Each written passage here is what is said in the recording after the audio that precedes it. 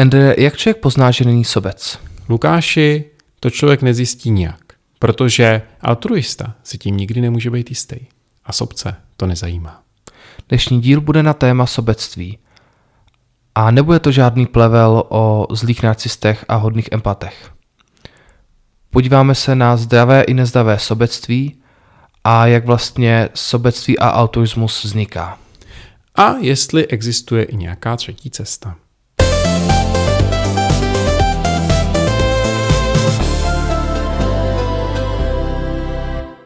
Herbert Spencer, britský filozof v 19. století, přišel s teorií sociálního darwinismu. Tahle teorie říká, že každý chování lidského jedince je řízeno pouze jeho sobeckými zájmy a že vlastně každý altruistický chování je pouze jakési pokrytectví, pod kterým se skrývá právě ten sobecký zájem.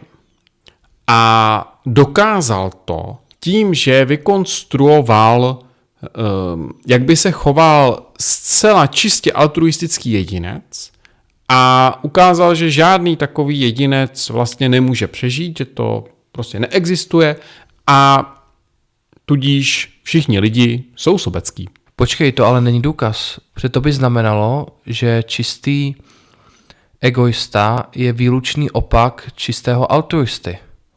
Jakoby nic mezi neexistovalo. No, to si pojal jako matematicky, ano, ale ono to vychází z takový dneska částečně nebo docela dost potvrzený teorie, kdy víme, že lidi mají emoce, ty emoce jsou vlastně vytvářeny hormony a ty hormony nás nutí dělat různé věci, které bychom třeba jako nám třeba by nebyly pohodlný, způsobují nám ty hormony pohodlí nebo nepohodlí, že jo? Například takový dopamin nás odměňuje, když máme nějaký úspěch, když uděláme něco správně, nebo oxytocin nás nutí, abychom se spojovali s lidmi a byli přijatí. Endorfiny nás nutí k pocitu nějakého uspokojení a radosti, serotonin nás odměňuje, když jsme v klidu a naopak kortizol nás stresuje, když jako jsme pod tlakem a adrenalin nás vyhypuje, když jsme ohrožený. No takže vlastně ty hormony jsou ten sobecký důvod, kvůli kterému se pak člověk chová třeba tak, že pomáhá nějakým lidem. Ale záleží, jak se to člověk nastaví. Záleží, jak se nastaví ty hodnoty. No, to je jako sice pravda, ale to by musel být schopen to hormonální nastavení nějak změnit. Myslíš si, že ho lze změnit? Já si myslím, že ano. No, to by ale o tom musel umět přemýšlet. Přesně tak. A stal by se altruistou. No, ale potom, když se stane altruistou, tak se rozdá, zničí se a bude o altruistu míň. No, právě musí myslet i na své potřeby, proto musí každý být egoista. Jako, že částečně egoista. Přesně tak. Částečně musí být altruista, takže nejde to nějakým způsobem vyvážit? No, musí mít člověk nějakou hodnotovou motivaci. No a hodnotová motivace, takže hodnotová motivace je něco ve smyslu, že to, co já chci, co je mi příjemné, chci dopřávat těm druhým a chci třeba, aby to jako bylo rozšířenější na světě, to je hodnotová motivace? No, přesně tak. Dobře, tak si dejme příklad třeba svoboda. No, protože ono asi lidi mají těch hodnot víc, nebo většina lidí má asi víc hodnot než jednu a mají v nějakém žebříčku vyvážený. To si můžeme asi filozoficky taky někdy povídat, ale teď si vezměme, že budeme mít jednoduchý svět, kde máme jako hodnotu svobodu v naší komunitě. A teď já, pokud to mám jako hodnotovou motivaci, tak chci žít co nejsvobodněji, chci, aby mě nikdo neovládal a zároveň chci tu svobodu maximální dopřávat svým kamarádům a přátelům a všem. A tím vlastně se to nastavení té komunity stane recipročním, že jo? Protože já to vlastně dělám i proto, abych já sám měl větší svobodu od těch druhých. Je to takový to, co sám nerad nečiní jiným, co sám rád činí jiným. Že? No ale jak se ta hodnotová motivace teda bude vymáhat od těch ostatních? Třeba v nějaký teda komunitě, chceme mít nějakou komunitu, že jo, kde to jako bude fungovat, tak jako můžeme mít nějaký zákony, to je zase jako tam už jako jsme u té sobecké motivace, já tě zmlátím, pokud nebudeš dělat to, co já chci, takže nechceš být zmlácený, tak to je právě ta sobecká motivace, že jo? To je jako ten nevyzrálý jedinec, který prostě potřebuje to, aby nad ním někdo stál s bičem. Ale to asi není ta hodnotová motivace, o které mluvíme. Že? Takže jak vlastně dosáhneme toho, abychom byli obklopeni víc těma lidma? Budeme jim to jako vysvětlovat a prosit je? Tak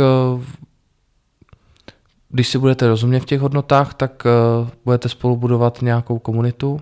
No dobře, ale když ten člověk tu hodnotu svobody neuznává a třeba mě bude chtít ovládat? No, tak se s ním přestaneš bavit a konec. Aha, takže vlastně já si vybírám lidi, kteří mají podobné hodnotové nastavení. A ve chvíli, kdy zjistím, že ten člověk dělá opakovaně něco, co té mojí hodnotě odporuje, tak já vlastně se jim přestanu obklopovat. Dá se říct, no, ale tak jedná se asi pak už jako o nějaký větší rozpor v těch hodnotách. No, asi jo, ale vlastně pokud mluvíme o té komunitě, tak pak dochází k nějakému, řekněme, sociálnímu vyčlenění. Ne jako cílenému, že my tě vyhodíme, ale že vlastně všichni se s ním postupně přestanou bavit, protože ten člověk vlastně nemají si s ním co říct. Nemají si s ním co... Ano, je tam ten pocit, nemám si s ním co říct, je tam pocit, on někomu ublížil, on více lidem ublížil, nebo ani to nemusí ublížil, ale může to být prostě nemá ty hodnoty, jaký mám já, je vlastně s těma hodnotama v rozporu, tudíž vlastně se ty lidi od sebe začnou odklánět. A když ten jedinec zůstane osamělej, tak vlastně on je nucen vlastně ty hodnoty změnit a přizpůsobit se nějaký skupině. Že? Která zase bude mít ty hodnoty jinak. Podobně jako on. A nebo je může předstírat. A může spoléhat na to, že to ta skupina neodhalí, ale to asi není dlouhodobě funkční strategie. No, záleží, jak to ten člověk umí. Ano. Takže jako asi ta strategie může být a asi nějakým způsobem se dostáváme, teďka když jsme říkali zdraví a nezdraví sobectví, tak zjišťujeme, že ta hodnotová motivace je opravdu něco mezi, něco zdravýho. Zatímco teda ten egoismus i altruismus jsou nezdravý varianty? No, dalo by se říct, ale... No tak co se stane, když někdo bude čistě egoista a nebude myslet na druhý a bude prostě jenom se třeba přetvářovat a parazitovat? No dřív nebo později to těm ostatním dojde a vyčlení ho. A on si najde jinou komunitu, tam ho zase vyčlení. A takhle to půjde pořád do nekonečna. A takhle to půjde, dokud nevyčerpá všechny komunity, co má okolo sebe k dispozici. A asi to pro něj je docela škodlivý, potenciálně zničující. Že?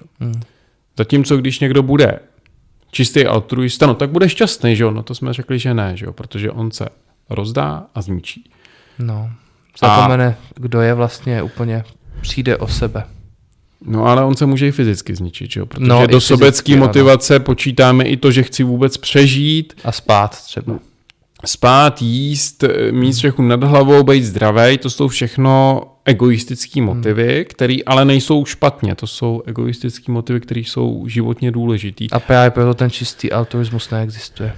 A stejně tak chci mít jako nějakou energii na to pomáhání lidem. Jo? Takže opravdu si taky řekněme, že naše životní energie vychází spíš jako z těch věcí, které děláme sobecky pro sebe, udržujeme se, získáme tu energii, abychom ji mohli dávat těm ostatním. Takže to určitě není tak, že lepší člověk je ten, který se víc rozdává. To asi je spíš jako hloupý člověk, ale zároveň není chytrý člověk ten, který je hodně sobecký. Jak říkal pan Herbert Spencer. Ale já bych k panu Spencerovi řekl ještě takový jako detail. Pan Adam Smith, což je autor Neviditelné ruky trhu a té kapitalistické teorie. Jsou to vlastně jako příbuzný teorie, mají vlastně společný etický jádro, kdy tihle filozofové, ekonomové vlastně vzdorovali proti systému, kde panovník vládl všem, kde se lidem vnucovaly ty náboženské hodnoty, které se zneužívaly k moci panovníka a k nějakému jako státu ve vojenském válečném stylu, a tihle lidi prosazovali průmysl a ekonomický rozvoj a vlastně to sobectví bylo alternativou k tomu moralismu zneužívanému těma státama. Takže je to teorie, která byla v 19. století vlastně velice dobrá. Ale v 21. století je naprosto vlastně nemístná a tím, že patří do jiné doby. Jo, ne tím, že by byla od začátku nějak jako úplně špatná. No, ale já jsem se ještě něco dočetl o duhovém sobectví. No. A to jsme už trochu jako dál. No, to jsme. Co se týká duhového sobectví, tak to je vlastně zajímavá myšlenka. To je myšlenka, kdy vlastně se ty jednotliví živočichové toho jednoho druhu chovají sobecky ve smyslu, že se snaží o zachování toho druhu. A můžeme to například vidět u našeho oblíbeného autora Orsona Scott Carda, podle kterého se mimochodem jmenuje tady Ender. A tam hlavně u Enderovy ságy ve 3. dílu se právě vyskytuje tohle druhový sobectví, kdy se ty jednotlivý mimozemský druhy a lidé snaží zachovat ten svůj druh na úkor těch ostatních. No, abych byl trošku přesnější, tak určitě se budeme o Enderově sérii někdy bavit podrobnějš, ale vlastně tahle myšlenka, která vychází z evoluční biologie, prochází celou tou sérií. Vlastně už v prvním díle je tam velký jako rozdíl v přístupu lidí a termitianů, ale to, co je spojuje, je fakt, že chtějí zachovat svůj druh. A dojde tam teda k tomu zničení termitianů, že? Což je asi jako ta známá pointa xenocida, vyvraždění cizího druhu, a ten 3. díl, který se právě jmenuje Xenocida, kde ti obnovení termitiané, nebudeme úplně asi spoilerovat jak, ale prostě nějakým způsobem přežili, tak vlastně jsou jedním ze 4 inteligentních druhů, kteří se v tom příběhu v té fázi vyskytujou, a protože hrozí velký konflikt těch druhů, tak každý vlastně se najednou od té spolupráce, od toho míru přenese k tomu, že je ochoten vyvraždit ten další druh, nebo kterýkoliv jiný druh, který by ohrožoval jeho přežití. To, co na tom chceme ukázat, je právě samotný sobectví druhu, kterým se ale dostáváme zase k tomu, že ten druh je k tomu svému přežití veden geneticky. To znamená, opět hormony nás nutí se chovat tak, aby přežil náš druh. Takže jsme zpátky u Herberta Spencera. No, ale tady tohle sobectví druhový vlastně ten druh motivuje pomáhat těm ostatním živočichům toho stejného druhu, takže ostatním jedincům. Takže to je jako kdyby částečně vlastně altruismus. No, abych jako se vrátil zpátky k tomu Herbertu Spencerovi, já jsem naznačil, ano, je to vlastně Herbert Spencer, ale vlastně vůbec, protože Herbert Spencer pracoval taky s individualismem. A teorie druhového sobectví je vlastně v rozporu s principem individualismu. Protože ta říká, že hormonálně je každý živočišný druh stavěn tak, aby z přežití svého druhu stavěl nad zájmy sebe jako jedince. To znamená, z toho vychází to, čemu lidé říkají svědomí, to, co nás žere, když ubližujeme jiným lidem, protože to, k čemu jsme vlastně jakoby v uvozovkách sobecky orientováni, není přežití a komfort nás jednotlivce, ale našeho druhu jakožto lidstva. A tam už se dostáváme k mnohem zajímavějším myšlenkám, protože vlastně přestává platit ten styl po nás potopa, že jo, po mý smrti je mi jedno, co bude. Protože mě to vnitřně jedno není. A pokud chci zařídit, aby mě to bylo jedno, tak si to nesmím přiznávat. Funguje tam už nějaká lítost, nějaký pocit zodpovědnosti, nějaký pocit prostě spolupodílu třeba na nějakým kolapsu té civilizace. Funguje tam to, že nechci ubližovat jiným lidem. Jo, najednou to všechno je absolutně logický. A individualismus, bezohledný individualismus se vlastně stává nelogickým. Tak můžeme to vidět i třeba u válčení, protože války vlastně jsou z hlediska toho individualismu důležitý, ale z hlediska toho druhového sobectví jsou naprosto nelogický a nadělají jenom samý škody. No, takže vlastně to, že existuje ekonomická teorie míru a podobné věci, je vlastně jenom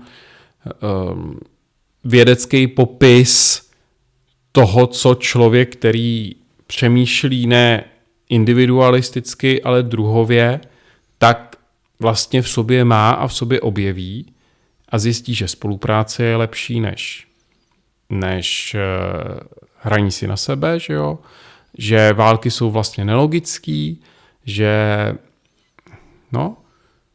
možná i chránit přírodu je vlastně logický, protože když zničím přírodu, tak zničím prostředí nejen třeba pro mě, ale hlavně ho zničím i pro ostatní příslušníky lidského druhu, pro další generace. Dokonce může být do jisté míry v určitých situacích, třeba omezených zdrojů, naopak výhodný třeba omezit množení lidí nebo prostě třeba zredukovat stavy v extrémním případě prostě lidí, pokud ta planeta by to neunesla. Že? Protože prostě ano, může to způsobit to, že v budoucnu prostě to lidstvo se dožije jako více generací a těch lidí bude nakonec víc, že? V tom dlouhodobém horizontu třeba 1000 let. Takže až takovýhle věci se tam můžou stát. No dobře, ale jak je možný? Nebo co způsobuje ten rozdíl, jestli člověk bude chtít soupeřit a válčit? A to, že si uvědomí, že vlastně je to nevýhodný, protože jako má v sobě zakódovaný, říkáme, ten prospěch druhu. Musí si uvědomit sám sebe a musí umět o tom přemýšlet. Takže vlastně potřebuje tu schopnost práce s emocema vyzrálou. To znamená, dítě si tohle neuvědomuje, protože ještě je prostě v zajetí toho ega a ještě je vlastně tím egem hormonálně chráněný, že jo, do nějakých těch 12 let. Postupně by v pubertě mělo právě dojít k tomu sebeuvědomění a skrze to sebeuvědomění vlastně i k těm hodnotám. Jaký je rozdíl mezi hodnotovou motivací a druhovým sobectvím? No, ve výsledku vlastně žádný. Takže hodnotová motivace a druhový sobectví jsou ekvivalent? My jsme právě sami v téhle diskuzi došli k matematickému důkazu, že druhový sobectví a hodnoty jsou v podstatě na stejné úrovni? No, záleží na tom, jak to člověk prožívá a cítí. A možná, že nakonec to druhové sobectví je efektivnější než ty hodnoty.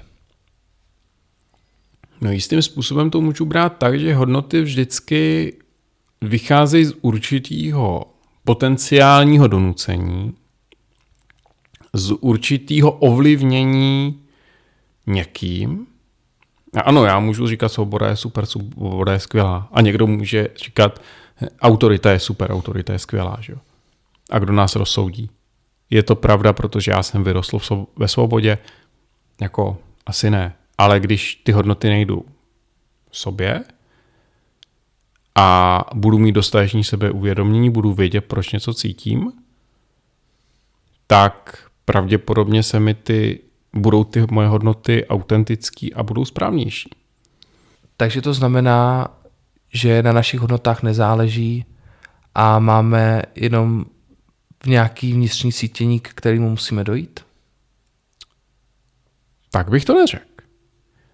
Řekl bych, že autentické hodnoty vycházejí z toho, co cítíme, a že pokud si uvědomíme, že zodpovědnost za druh je to, k čemu nás vedou naše vlastní emoce a naše vlastní hormony, že to není pohoda mě jako jedince, ale blaho celého druhu, se kterým ve vyšší logice, chytřejší logice souvisí i právě ta ochrana přírody a ochrana dalších živočišných druhů, protože nám jde i o dobrý život prostě budoucích generací a je to všechno ekosystém, bez kterého prostě ten člověk jako součást přírody nemůže přežít, tak vlastně zjistíme, že to sobectví je víc než převzatý hodnoty. A my bychom si mohli udělat třeba bonus na téma nějaký filozofický diskuze o tom, jaký vlastně tenhle vědecký poznatek má důsledky, protože jsme zjistili, že teda ochrana přírody by se tam dala dostat, že to bude mít asi celkem zajímavý dopad na to, jakým způsobem třeba chránit slabší nebo komu pomáhat. A potom pro vás máme připravený na někdy bonus o takový hře na simulaci teorie her Evolution of Trust. A tahle hra, klidně si ji můžete zkusit předem, aplikuje právě tu matematickou teorii her na důkaz toho, že spolupráce je lepší než individualistický vlastně podvodný strategie. Že ve většině případů zvítězí strategie toho spolupracujícího a nikoli v toho, kdo bude čistý altruista, nikoli v toho, kdo bude čistý egoista. Takže děkujeme, že jste se dívali dneska a ahoj. Ahoj.